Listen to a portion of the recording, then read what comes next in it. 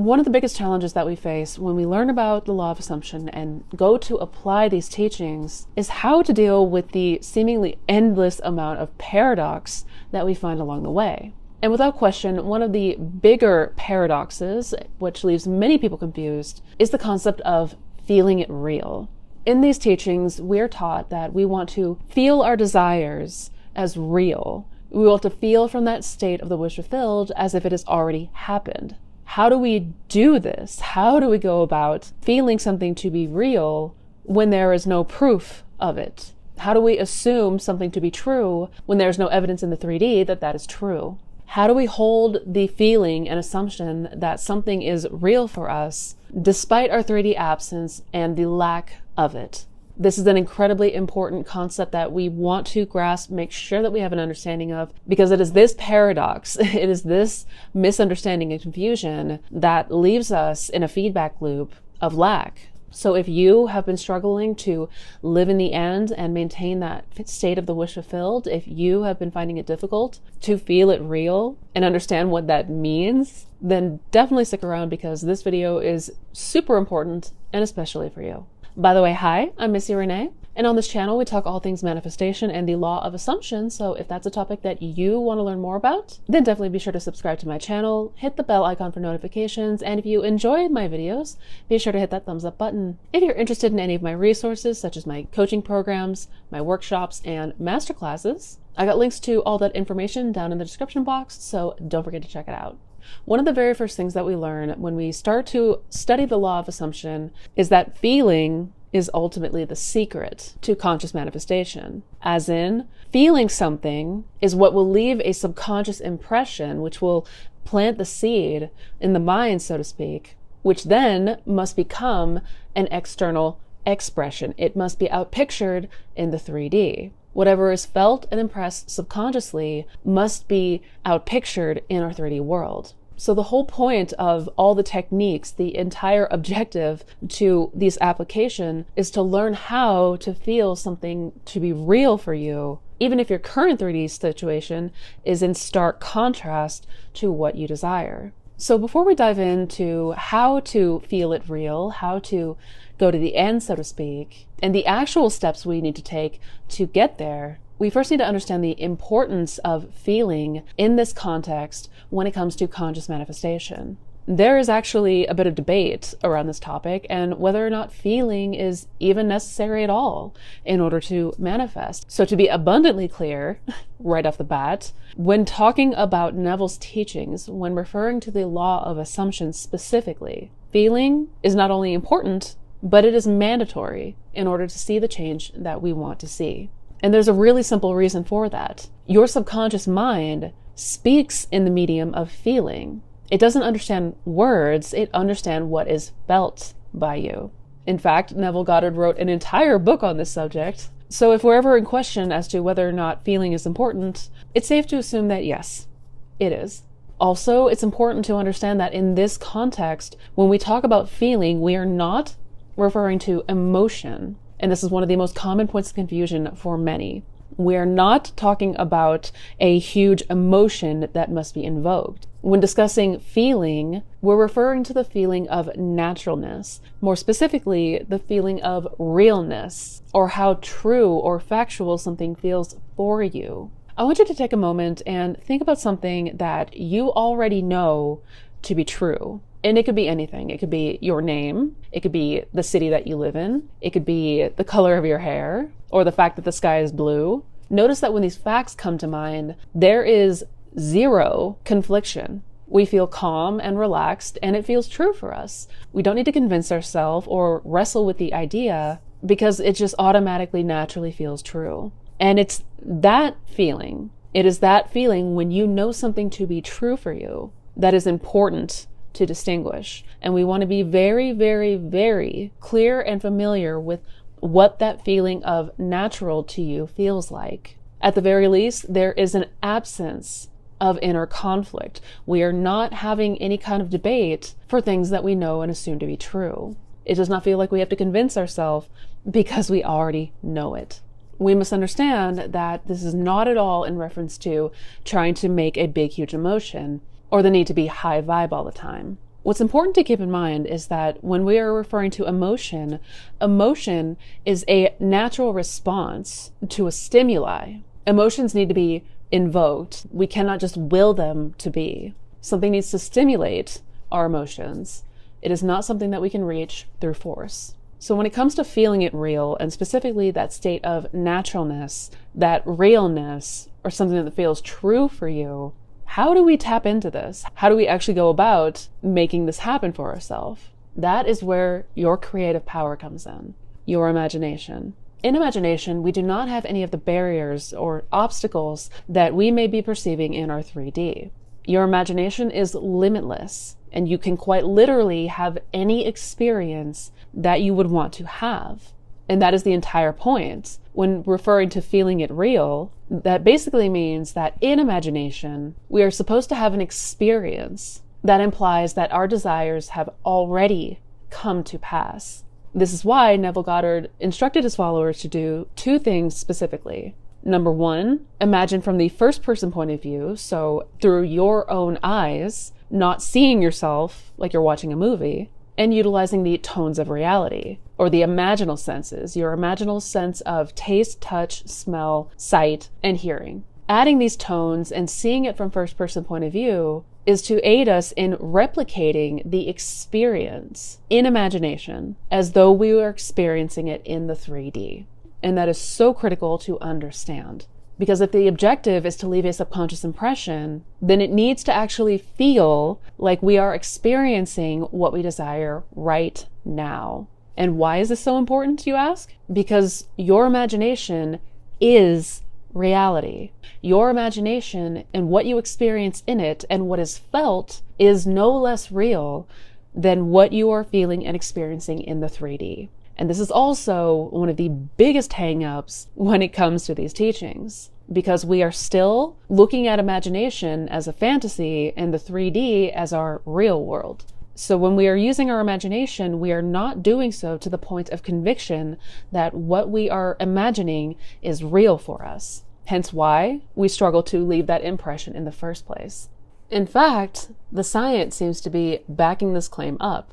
In 2023, a study came out from the University College in London that claims that the more vividly we imagine something, the more likely we are to believe that it is real. It found that our brain tends to encode the vividness of something that is imagined and a real 3D stimuli in a similar manner. That when we imagine more vividly, we are more likely to believe that what we imagined is real, that it was a real stimuli that we encountered.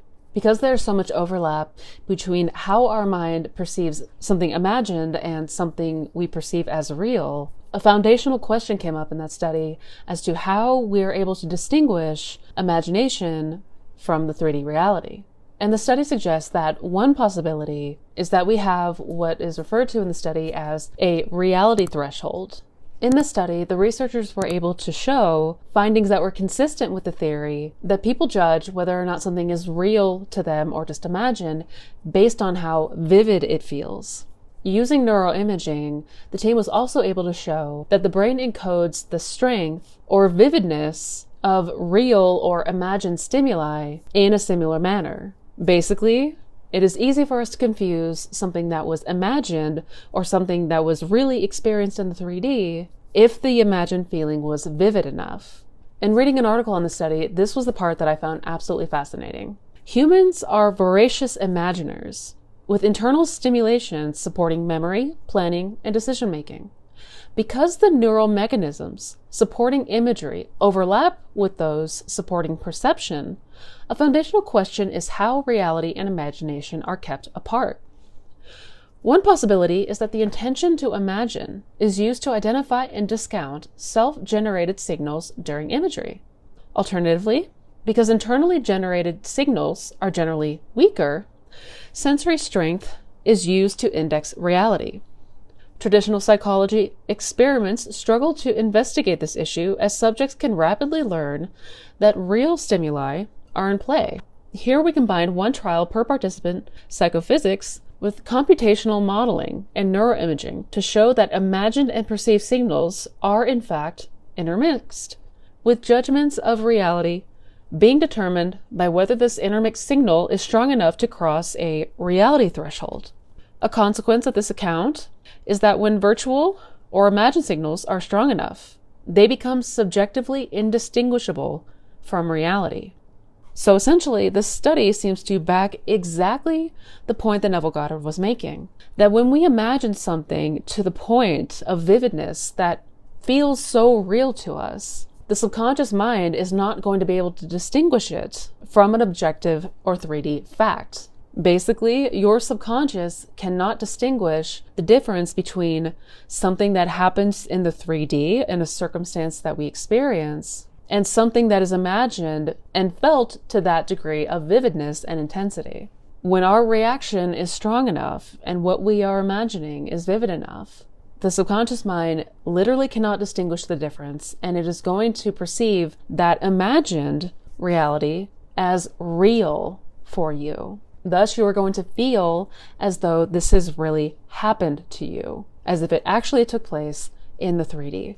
I'm going to go ahead and link down in the description box some more articles that you can read about the study and how the findings here are already starting to show and suggest exactly the thing that Neville Goddard was teaching and what we are ultimately coming to here. That feeling it real in imagination is perceived the same as if you experienced it for real in the 3D. Because ultimately, what you are imagining is no less real than what you are experiencing in the three-dimensional world.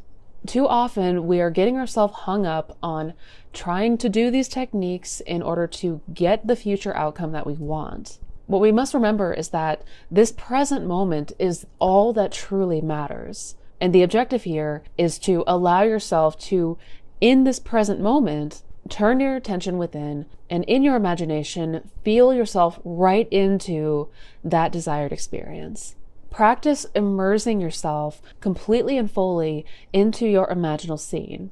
Practice shutting out all the other senses, all of the other noise of the 3D circumstances. Practice turning within with the sole intention of experiencing that outcome as though you were experiencing it in the physical world. And that every time you imagine and you come out of imagination, when you open your eyes, you are accepting that what you just imagined and what you just experienced is real for you.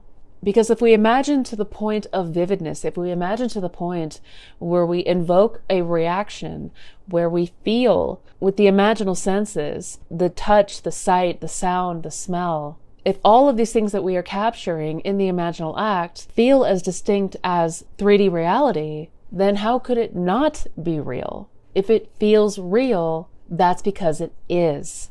And to the subconscious mind, once it passes that reality threshold, it quite literally cannot distinguish the difference. Coming out of the imaginal act, it is going to feel like a memory to you. It is going to feel like something you actually and genuinely experienced. We must reach the trust and point of conviction that what we are imagining is not fantasy.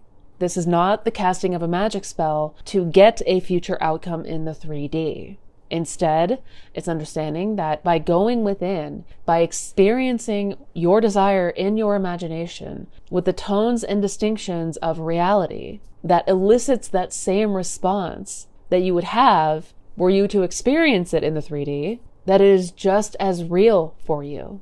This is how you leave the impressions. This is how things become accepted and impressed to the subconscious mind. And everything that is a subconscious impression must become an external expression. It must be outpictured. By feeling it real, that is understanding that everything that you experience in this three-dimensional world follows what you are experiencing in your fourth-dimensional world or your imagination.